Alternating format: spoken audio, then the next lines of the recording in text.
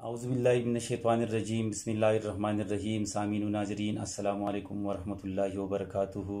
उर्दू खुशखत्ती और इमला के साथ आपकी खिदमत में हाजिर हूँ। आपसे गुजारिश है इस चैनल को सब्सक्राइब करें और आज की वीडियो को आखिर तक देखें ताकि आज के उन्वान के हवाले से तमाम बातें आपकी समझ में अच्छी तरह आ जाए। आज उर्दू खुशखत्ती के हवाले से हमने जिस उन्वान का इंतखाब किया है वो उन्वान बुनियादी तौर पर है इनफिरादी हुरूफ, यानी उर्दू हुरूफ तहज्जी में वो कौन कौन से हुरूफ है जो इनफिरादी हुरूफ कहलाते हैं और उनके लिखने का अंदाज़ क्या है। तो आइए मुलाहिज़ा करते हैं कि उर्दू हुरूफ तहज्जी में इनफिरादी हुरूफ कौन कौन से हैं।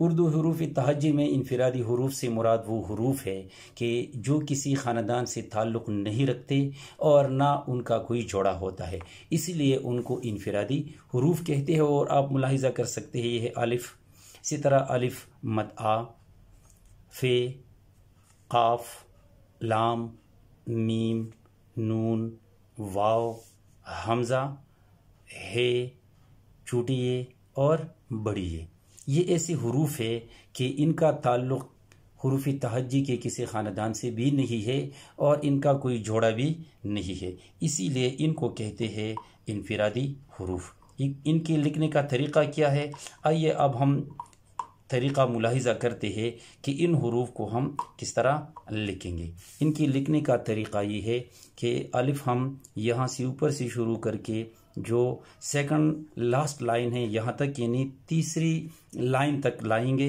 फिर इसके बाद है अलिफ मद आ, तो ये अलिफ की तरह इसके ऊपर ये मद हम इस तरह करेंगे। फिर इसके बाद है फ़े, तो फ़े ये फर्शी हर्फ है, ये दो लाइनों में इसके ऊपर ये नुक्ता इस तरह लगाते हैं। फिर इसके बाद है क़ाफ़, क़ाफ़ ये नीचे तक और यहाँ दो डाट लगाएंगे यानी नुक्ते लगाएंगे। फिर इसके बाद है लाम, लाम भी इसी तरह हम लिखते हैं। फिर इसके बाद है मीम, तो मीम का अंदाज़ भी यही है।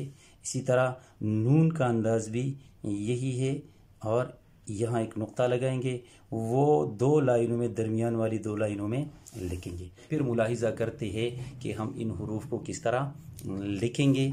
तो सबसे पहले है अलिफ़, मुलाहिज़ा करें। फिर इसके बाद है अलिफ़ मद आ, ये इस तरह हम लिखते हैं। फिर इसके बाद है फ़े, दरमियान वाली दो लाइनों में लिखते हैं। फिर इसके बाद है क़ाफ़, ये नीचे तीन लाइनों में लिखा जाने वाला हर्फ है, इसके ऊपर ये दो डॉट इस तरह लगाएंगे। फिर लाम यहाँ से लाते हुए यहाँ पर। फिर इसके बाद है मीम, तो ये भी नीचे तक जाने वाला हर्फ है। नून भी इसी तरह लिखा जाता है नीचे तीन लाइनों में। फिर इसके बाद है वाव, दो लाइनों में इसे लिखा जाता है।